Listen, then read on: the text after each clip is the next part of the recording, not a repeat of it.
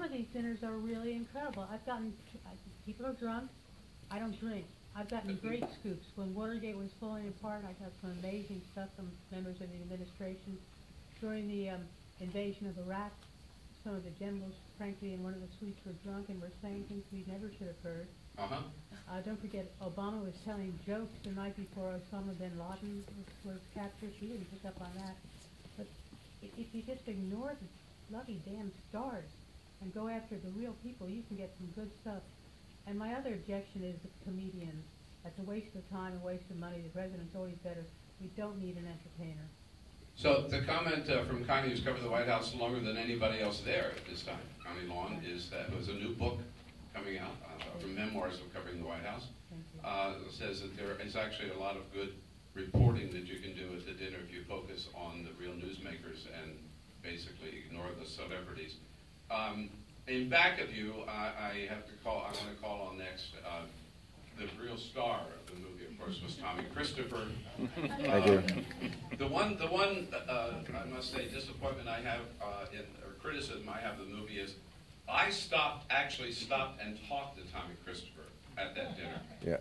Outside yes, you're right. You were. I may be the only one who stopped and talked to him. It was not well. Tommy, you have a question or a comment? Well, for the record, Bill wasn't the only one, but anybody who stopped to talk to me were my colleagues, and I think there was one like Canadian tourist who took a picture of me.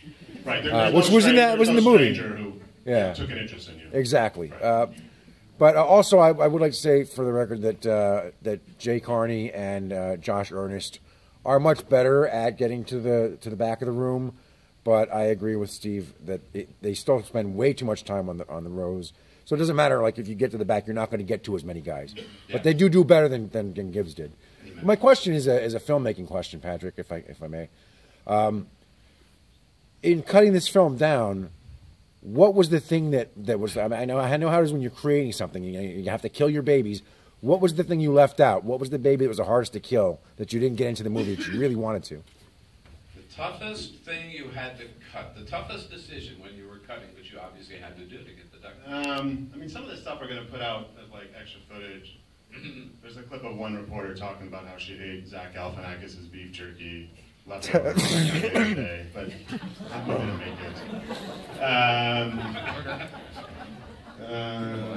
it. Gosh, that's a good question.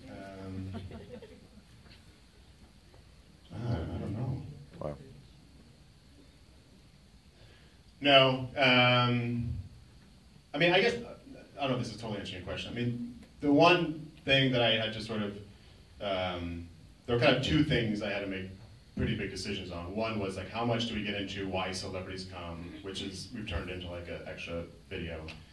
And then how much do you get into the history of the association?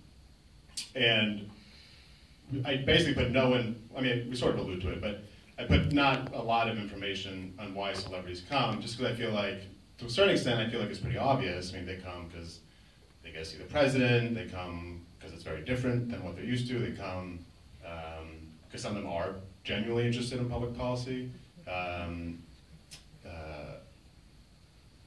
They come because it gives them sort of it makes them feel as if, yeah, I'm on a reality show, but I really care about, trade policy. So it sort of gives them some street cred. And I just didn't feel like I had anything, I had nothing interesting to say about that anybody else couldn't say. And then the history of the association, same thing. I mean, first of all, the association co-produced with the History Channel a 15-minute film that very much goes into their history, so I feel like I probably couldn't improve on that very much. And again, I just feel like there was a better story to be told than doing 20 minutes on the history. So anyway, those were the two things I just sort of said, you want to know what, I'm just going to kind of graze by and move on to better stuff. What you're really telling us is that all the good stuff is in the film, or that all the stuff in the film is the good stuff. Good. Hopefully, yeah. Right. Right up in the middle there. Yes, sir. Or ma'am? Sorry. Right with the red jacket. Hi. So you are not unfamiliar with the dinner when you embarked upon this, but what surprised you the most? What was like the one thing you learned that you didn't know before you started making it? I think everybody heard the question, Patrick. Right, well, it's interesting. I mean, some people sort of said, well, this isn't the movie you set out to make, and it's true, and I'm very upfront about that.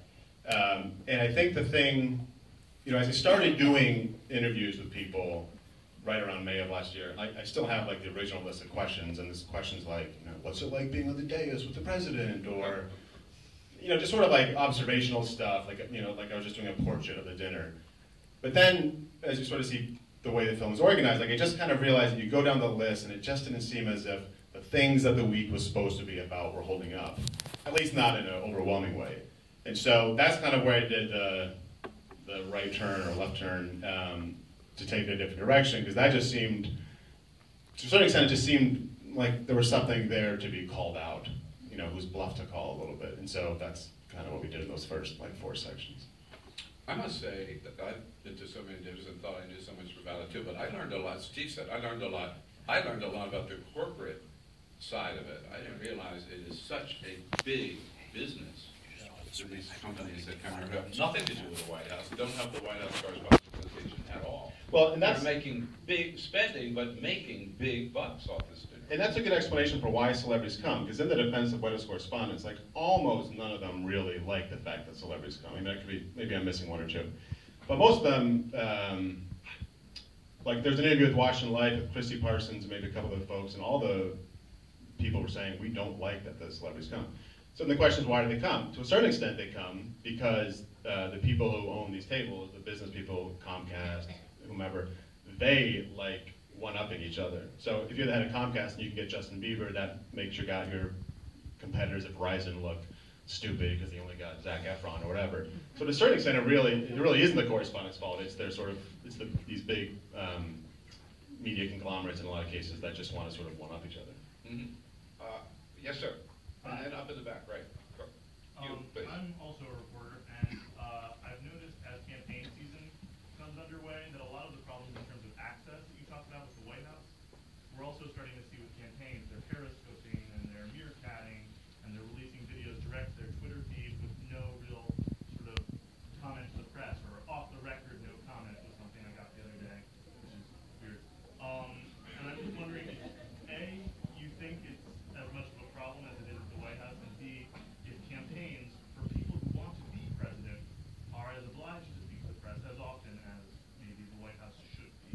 Question about access to campaigns, particularly with this political season starting. Is that as big a problem on the campaign trail as it is at the White House, or do you know? Well, I mean, I'm not out on the campaign trail, but here's the issue, and White House correspondents know this better than anybody. To a certain extent, it is hard to fault the Obama administration or the Bush administration or anybody for doing what they're doing. Like, they have 30 million Twitter followers. This is the new world. Like, why wouldn't you use that? I mean, it sucks for White House correspondents, but to a certain extent, you can't blame them. I mean, you can't blame Obama for going on Ellen. You can, But here's the thing, and this is why, so are they doing anything illegal? And maybe not in a lot of cases, but here's why you should support the White House correspondents is because, when Obama does Ellen or ESPN, a lot of times, sure, he's doing an interview, and they put that on they notch that up as an interview and to show how many interviews they do.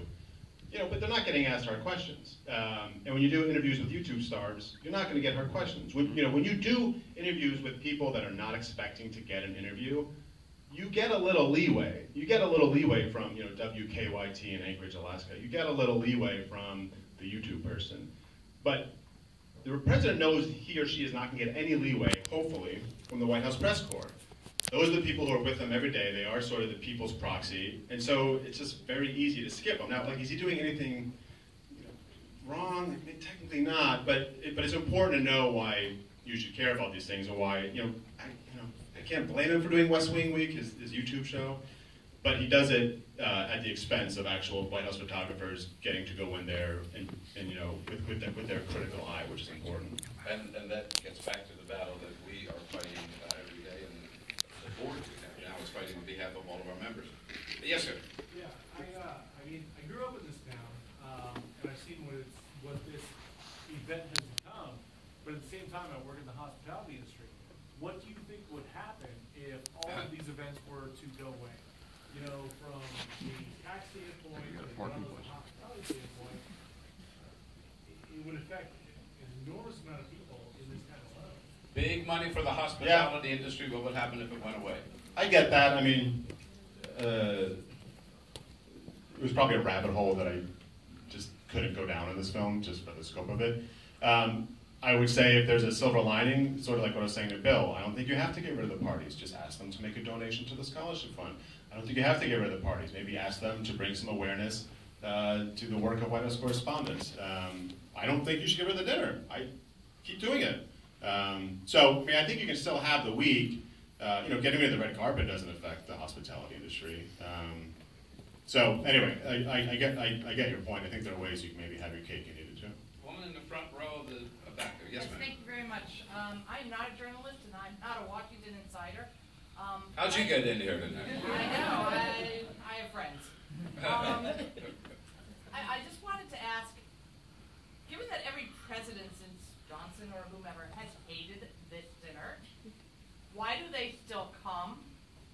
Given what you have, portrayed as what the purpose is. And secondly, don't we live now in a celebrity culture with a 30-second time, with a 30-second attention span, whether it's Twitter, social media, or whatever. So to sort of aspire to go back to what it was 50 years ago or 30 years ago, is that really realistic given the way that the world is now? Okay, I think everyone heard the question. Why do the presidents still come? The president comes partially because it is the White House Correspondents' Dinner. It's the people who are there every day. At the Gridiron, it's not all White House correspondents. At the Radio TV Association, it's not all White House correspondents. So part of it is sort of feeling that obligation to go to their dinner. To be honest, I do think one way to fix the dinner that would help is if the president sat out once in a while. Not a lot, but once in a while. Would anybody watch it then? No. But you want to know what also would happen? Less celebrities would come. And if people think that celebrities are sort of damaging it, if celebrities never quite knew if the president would be there or not, a lot of them wouldn't go. For the association's sake, I hope that doesn't happen. You can still raise, if the goal of the dinner is to raise money for scholarships and to raise awareness for the White House correspondents, it doesn't require the president to be there. It helps sell tickets for sure.